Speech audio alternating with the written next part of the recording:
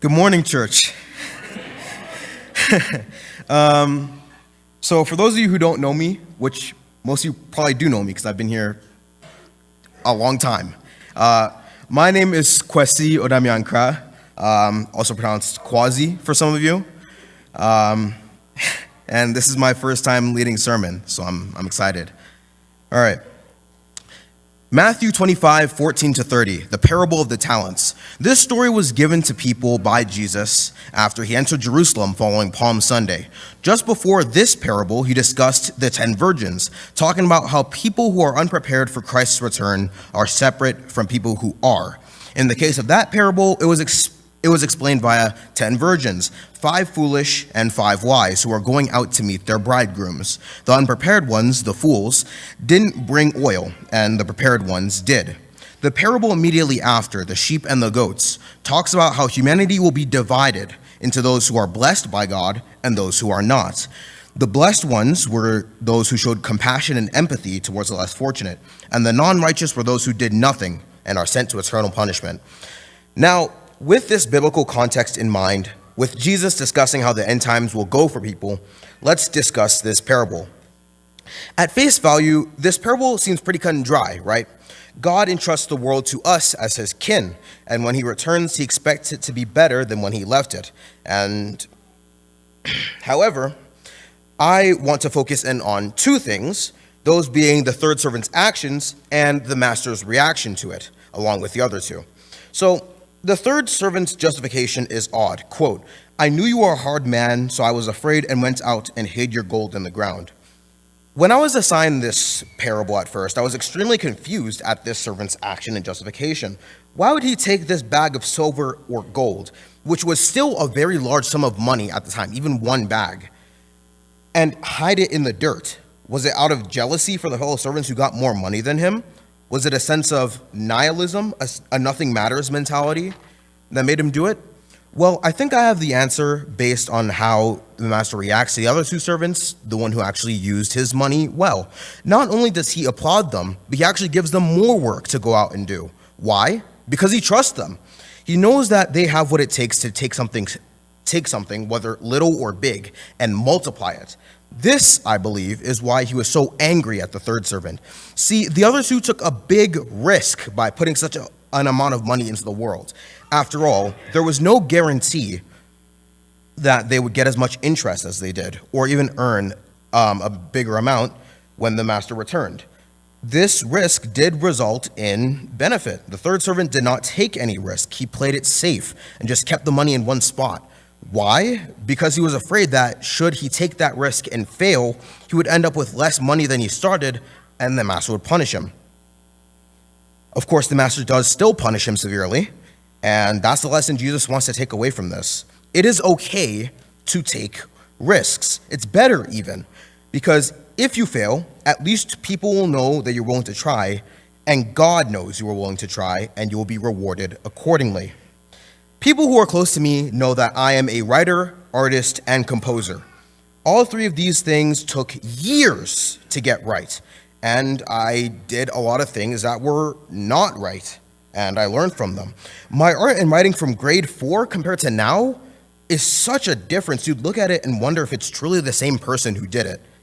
To this day, whenever I show off my music or my art, I feel extremely uncomfortable because I have to come to terms with the fact that people very well may not like what I poured hours of my life into.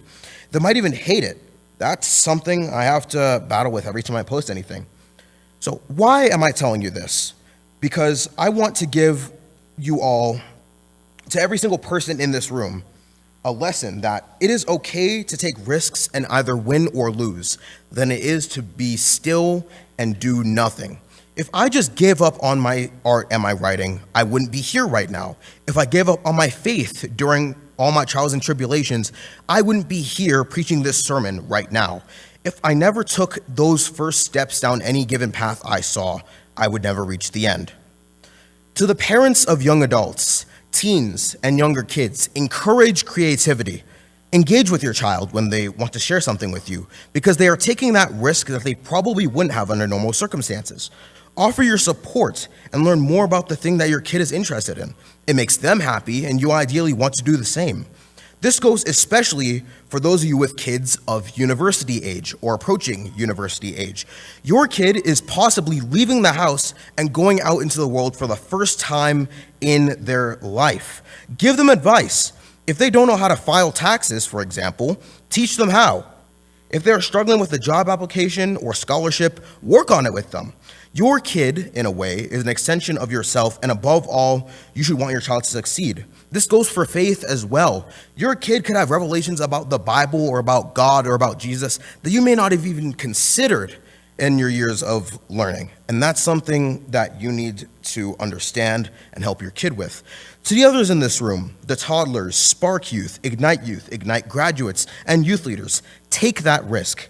If you've been debating on doing something because you're unsure of the result, make that first step along the path instead of remaining at the start line.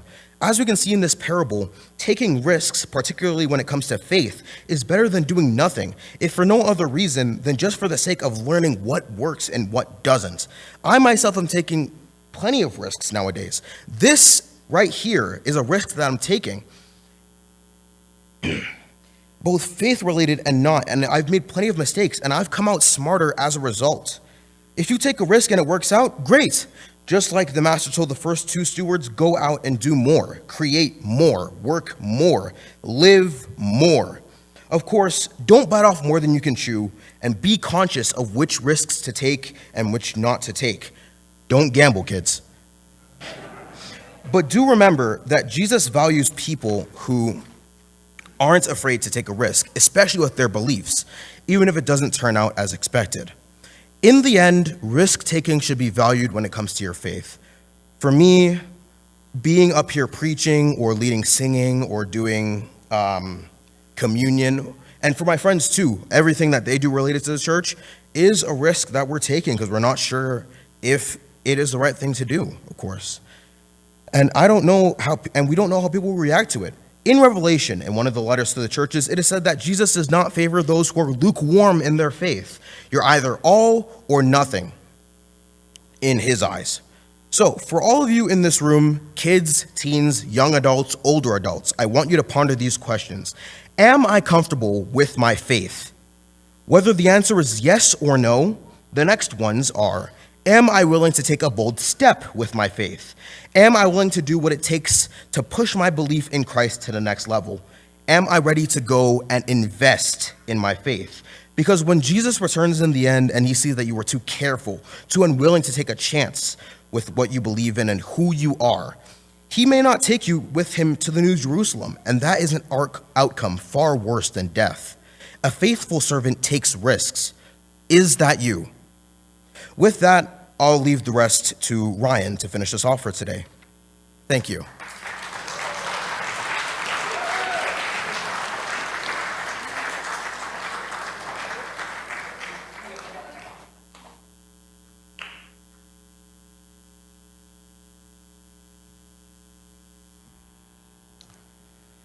Well, this is rather annoying. Kwasi's clearly gunning for my job. A few housekeeping things before we continue. One other announcement. I want to make an announcement on behalf of Paul and Lorraine Sherman. Some of you might know Paul's son-in-law passed away this week. He's out in Ontario right now. We just want to pray for their families. Make sure that in our personal prayers that we're thinking about them, and of course when we see them next, that we show them that Christianly love that I think the Calgary Church of Christ is so famous for. Kwasi, I'm very, very proud of you. It takes a lot of courage to get up here. I think any of you who've been up here and have had to stand out and look all of you in the eyes, it's intimidating. I'm very, very proud of the courage that's inside of you. For those of you who probably don't know this, this was Simon's first time presiding. It didn't seem like that at all to me. And I think it's because you are very, very familiar who Jesus is. And you knew exactly what you were talking about today. So it makes me feel very proud, and even more important, it makes me look really good, even though I probably had nothing to do with that. The people who I want to recognize today who have everything to do with that are the parents. And I want to say this to all of you. Thank you for allowing me to work with such unbelievable young people. I say this all the time, like I cannot believe the group that we have. And I hope today you guys had a chance to see a little bit of the personality and the talent and just the unbelievable faith of these young people. And so parents, I want to first and foremost say thank you. The other group I want to say thank you to are our Sunday school teachers. Most of these kids have come through and they went through Sunday school. Sunday school is a very, very taxing position to hold. For any of us who've been in it, we know that sometimes it's not just a season. It is a very, very long season. We might be in it for 10, 20. I always think about you. Some of us did it for 40 years even. And some of us, like my mother-in-law, are still doing this to this day. I thank you guys so much for your willingness to love and serve our kids, to all of you who take time for them and to teach them a little bit about the Bible and a little bit about Jesus. Thank you, Ed and Karina. Karina, your words were beautiful today. I appreciate so much your love and dedication to our youth, and I'm looking forward to what we're going to do next year. So for those who don't know me, I'm Ryan Carroll. I am the youth and family minister here at the Calgary Church of Christ. Today we are talking about potential. And this is our graduation Sunday. Maggie, super glad you're here. I'm very excited to sit and watch you walk the stage this Friday. We are all very, very proud of you. We are proud of the young woman that you have become. We are especially proud of the very obvious and real faith you have in Jesus Christ. You are a tremendous example, not only to those younger than you, like my beautiful daughter Camry, but you are an example to all of us, and people like you give us hope for the future of our church. So for that, sincerely, I want to say thank you for blessing us. Graduating is a massive achievement, isn't it? You spend so much time and you finally arrive, and it's this huge milestone. And we as a church are incredibly proud every single year of our graduates, and we're always excited to see what happens next. You may not know exactly what does come next for those who are graduating or any of us in our life. We don't know what that next looks like yet. But God does. And a big, warm welcome I want to give today to all of our incoming grade 7s. I was very, very impressed as you guys joined us on Friday night for Ignite. Normally, when grade 7s come in, they're very, very meek and coy and quiet. Just so you guys know, that does not describe this group at all, which is fine, because your youth minister isn't meek or coy or quiet either. So I'm glad for that. Now, whether you are graduating, just heading into junior high, or you've been in school, out of school for decades, I want us to zoom out and I want us to focus today on something that I believe is foundational in our walk with Christ. And that word is effort. The effort we are called to exert and the courageous risks, as Kwasi was talking about, that I believe God is inviting us to take. We often talk about gifts and talents and potential, but today I want us to focus on one thing we truly have control over: our effort. And how our view of God empowers that effort that we share, even in the face of risk. How do we think about these things? Well, the truth is, it changes everything. Today, we're going to explore the effort that we have and what it looks like. We're going to touch on a psychological perspective of what this looks like, and it's called the growth mindset. Those of you who are teachers would be very, very familiar with this. And another term, which is called the power of yet. Y-E-T. The more I say it, the weirder that word sounds. We're also going to look in 1 Timothy chapter 4, and I want us to come away understanding how God's love fuels our willingness to take risks. And we want to see how that was played out in this parable that Kwasi just very, very expertly taught us. So psychologist Carroll, she talks about two primary mindsets. First, there's the fixed mindset. This is the belief that your intelligence, your talents, your capacity for spiritual growth, that these are just fixed traits. You know, if you think this way, you're probably likely to be avoiding challenges because failure is just something that's going to prove that you have limitations. You might say, I'm not a patient person, or I could never lead a small group. There's no yet in a fixed mindset. But then there's the growth mindset. This is the belief that our abilities can be developed. That through dedicated effort, good strategies, and input from others, you can actually grow. People with a growth mindset often embrace challenges. They see failure not as a label, but as a learning opportunity. And they persist. They say, I'm not a patient person yet. Or leading a small group sounds scary, but I bet I could learn how. I'm just not ready yet. That little word, yet, changes everything, and it signals hope, potential, and an ongoing journey, not one that ends right here in front of us. So this brings us to 1 Timothy. Oh, sorry, no, it doesn't. It brings us to modern psychology and neuroscience and this specific word called neuroplasticity. Not a word that I use in my everyday, but it's a very interesting word, and it means that our brains can actually change and grow based on our input and our effort. And spiritually, I believe in character plasticity. The formatting is totally wrong on this slide. Thought I was having a stroke. So character plasticity is often a made-up word. I say that's okay because I think all words are made up. But this means that our character, our integrity, can be molded towards godliness through deliberate training. So I want to say that again. Our character can actually grow and change to be more like God if we rely on Him. We aren't perfect yet, but we are being perfected. The belief that change is possible is foundational if we want to embrace the effort and the risks involved in true spiritual growth. You do not get through this life unscathed. You can't hide under a rock and expect to grow. Life is hard. But those hard moments are the things that make us into the people that we become and that God wants us to be.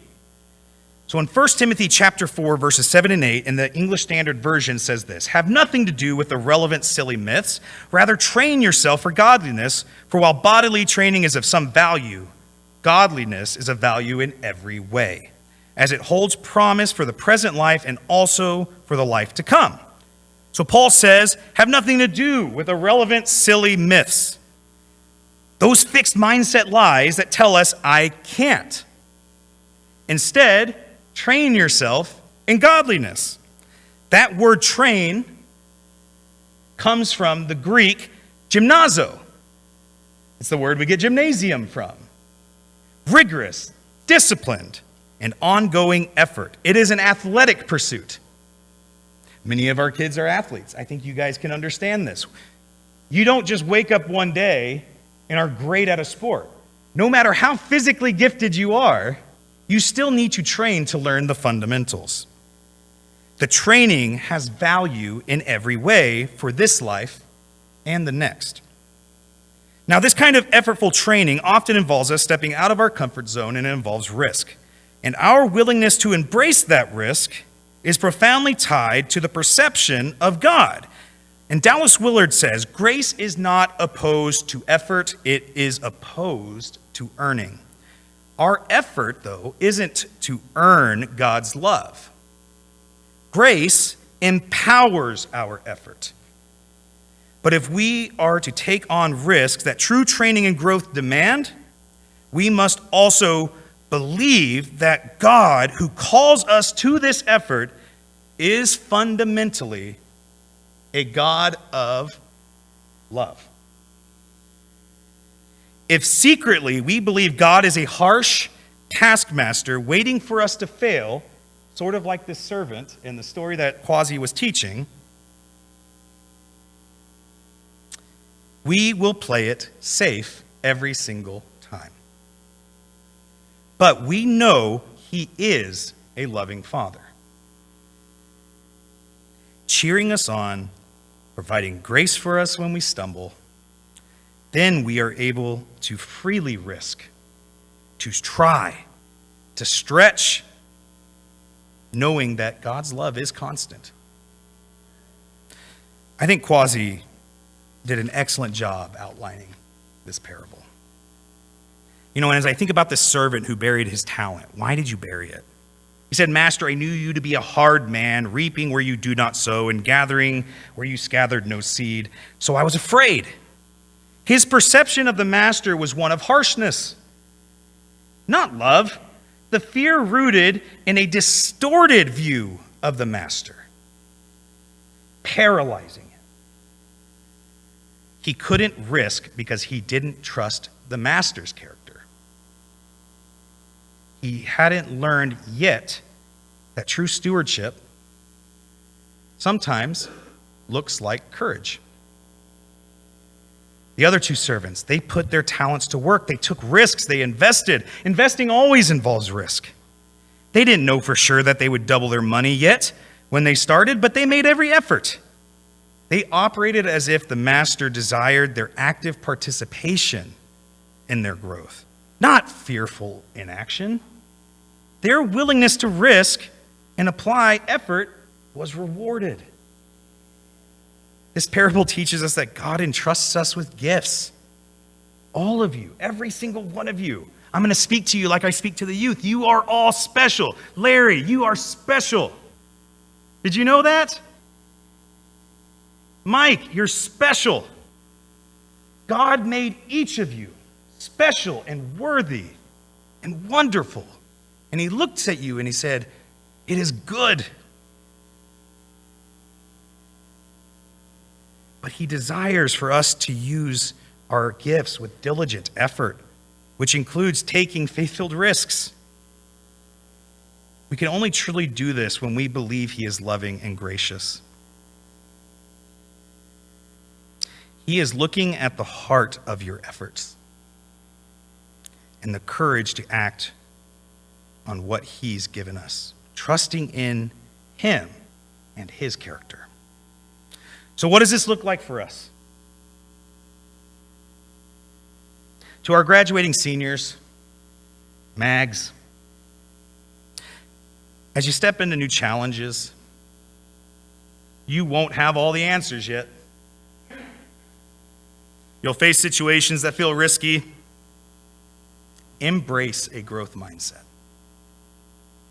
Commit to the effort of training in godliness. And take those faith-filled risks knowing that God, who calls you, is a loving Father. And you know this because you have a loving Father. He's with you. Your potential is not fully realized yet, Maggie. And that's exciting. To our incoming grade 7s who are faithfully paying attention to me,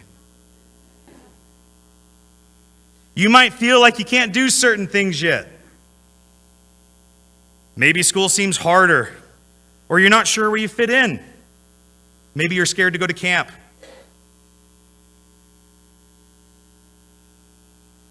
Remember this power of this word yet. With effort and God's help, you will grow. Don't be afraid to try new things, even if it feels like a risk.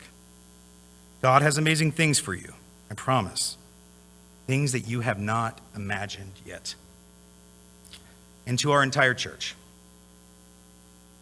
please, I want to encourage us. Let's continue to cultivate a culture of yet. Let's be a community that champions effort and understands that spiritual growth involves courage and God-honoring risk-taking. that is fueled by the assurance of God's profound love for us. We may not be fully mature. In fact, I suspect we aren't. I know I'm not. But we, even though as a church we may not be fully mature, that the fully mature, impactful, wonderful church that God's calling us to be yet, but we are on that journey together. We are moving together with courage, with energy, with commitment. Let us encourage one another to step out of our fear and into faithful action, knowing that our Master is good and loving. Let us not be afraid to try new ministries, share our faith more boldly, to step into leadership. Where was a man or a woman in the Bible who was prepared for what they were being called to do? How often did they say, "No, not me, surely not me"? God is calling you. Answer that call. Don't be afraid. You can do this. You can overcome. The only thing that we have control over in this world, we can't control if we get cancer. We can't control what happens with the health of our children. We can't help what happens in politics in the world. We can't control any of that. We can't control what other people say to us and treat us. You can control your effort, though. You can control how hard you work, how much you grind, how much you give, how willing you are to give your time and your energy to serve your church, to love these kids. That is all within all of our control. My encouragement to all of us is to answer that call. We might be sitting there thinking, what in the world does God want us to do? He wants you to try. He wants you to move. And if you are out there today and you feel paralyzed, you feel like, I can't move, I don't know what to do, I'm unworthy, I want you to take a note of these young people and look at the courage that they're leading their life with. And that is the product of an environment and a culture that has empowered them and encouraged them to be that way. Let's continue to do that. Let's continue to be bold. Let's continue to show effort. What area of your life is God calling you to apply to be more dedicated? Where is he asking you to be committed? Where is he asking you to get up and go? Take courage. It's okay. The worst thing you can do is fall flat on your face. But guess what? My wife, who's infinitely smarter than me, she has a great saying. We think of faith like climbing a ladder.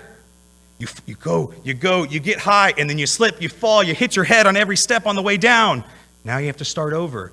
That is not true. Life is a pathway. You will fall flat on your face, you will embarrass yourself.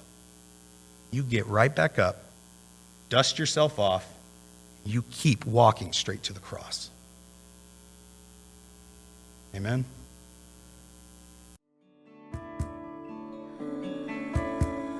Thank you for listening to today's message. If you just made the decision to follow Jesus or are seeking next steps in your faith, send us an email to info@calgarycfc.com and one of our leaders will help you in your journey with Christ. God bless you.